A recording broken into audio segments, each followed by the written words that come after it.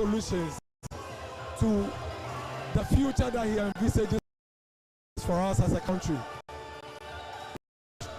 Comfortably end this day by knowing a leader that we can trust, a leader who has the kind of credibility that is without argument or without doubt, one that the people of Ghana would believe that with this breed of politician, we can go to sleep, and that our challenges would be confronted head on by this leader, and the lives of our people will be better off. Dr. Mahamudu Bawumia said clearly that he continues to believe in the philosophy of the NPP, and he believes that we can pursue this by charting new paths. And so today, we are going to clearly hear the new path that Vice President is going to take us on. And so that expectation is one of the reasons why I am excited today. But the question is, can he really be I am Bawumia, a different person? Before we do that, let me just introduce Lily Mohammed with GH1. Very much, Maru. I know coming in was difficult because of traffic. Extremely difficult. I don't know what happened, but the traffic management has been a bit problematic. But what are your other observations that you made? I think so far the program outline is going well so far.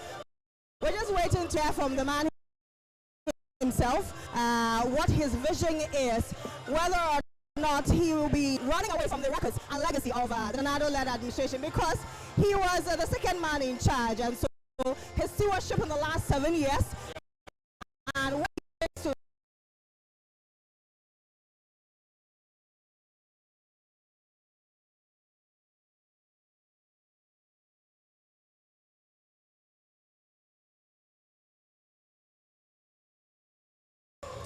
But who have you seen here? I mean, as a journalist, who have you been seeing since you came?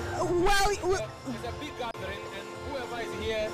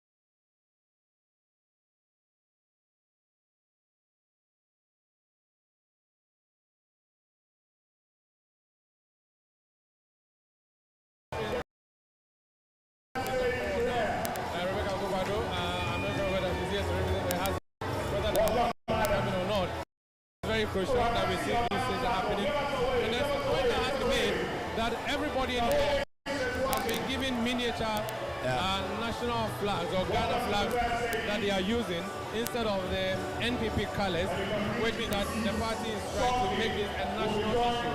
So it is a message to NPP people, but of course it's also a message to Ghanaians. There's a lot of cheering happening. I think the former president, John Ajekum Kufuor, is arriving, and that was a big, massive cheer. Yes. I mean, there's still a lot of love for the man. But Sandra, everybody who matters in the NPP is obviously making their way here. Yes. Is it a means to show alliance so that tomorrow, if the vice president becomes the man at the helm of affairs, they'll be able to secure a job, or it is just an allegiance to the party? Well, I think that one of the critical messages after the election of Bawumia as the running, the flag bearer, the party's communication was clear that now we're all going to close ranks. All the candidates, apart from the one who went away, Mr. Alan Chamanting, you know, they close ranks.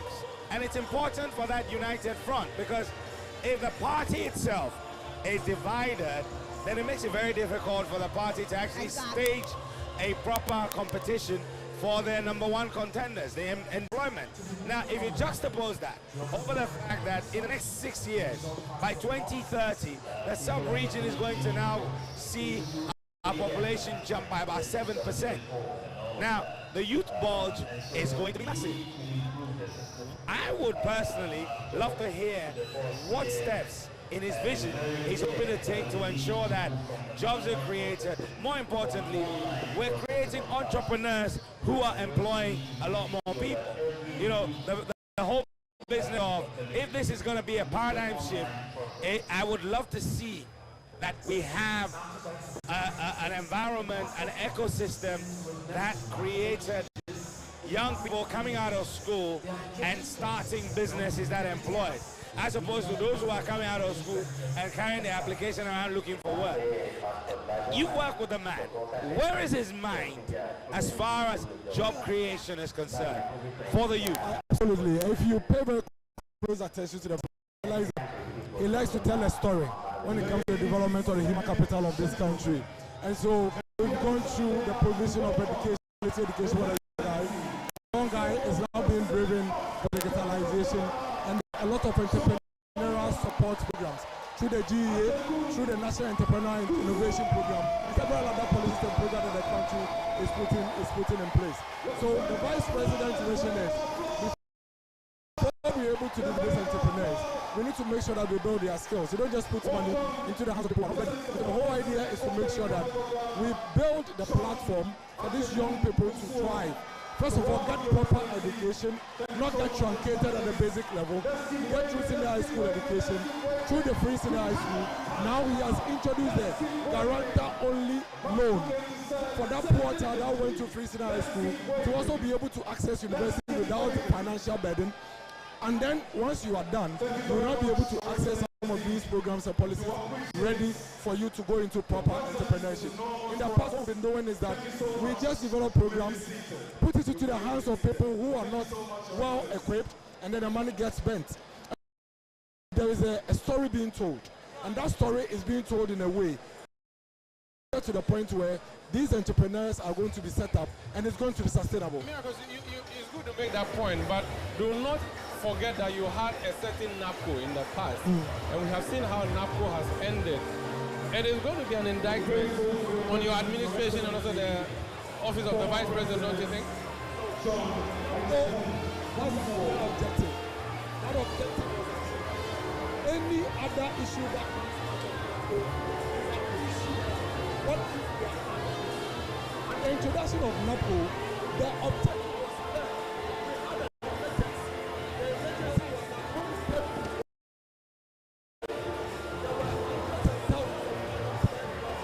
where we even had an association top solution which will run for 3 years.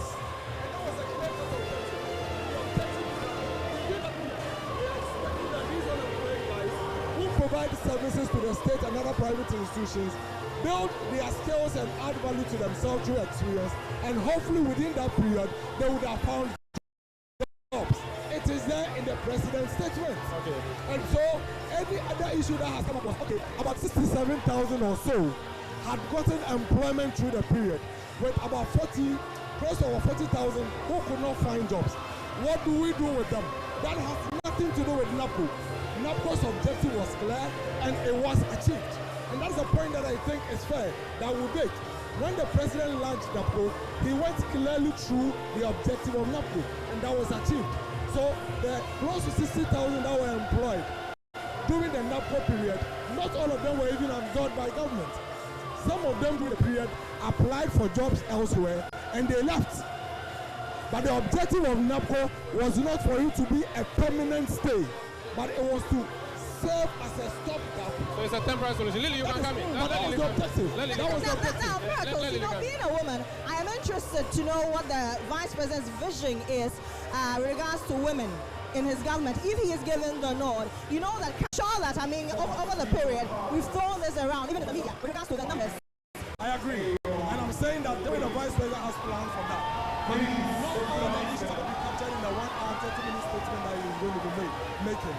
The manifesto is going to capture the details of all of these issues, and subsequent engagement that the Vice President will have with the other stakeholders from tomorrow would also dissect that. And you should definitely see the issue of women in the speech that you'll be giving this evening. Let's move forward. Dr. Bawumia is known for the digitalization agenda.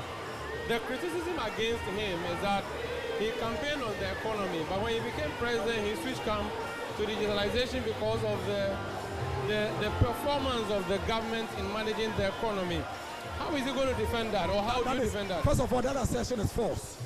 The performance of this economy has been almost perfect between 2017 and 2021.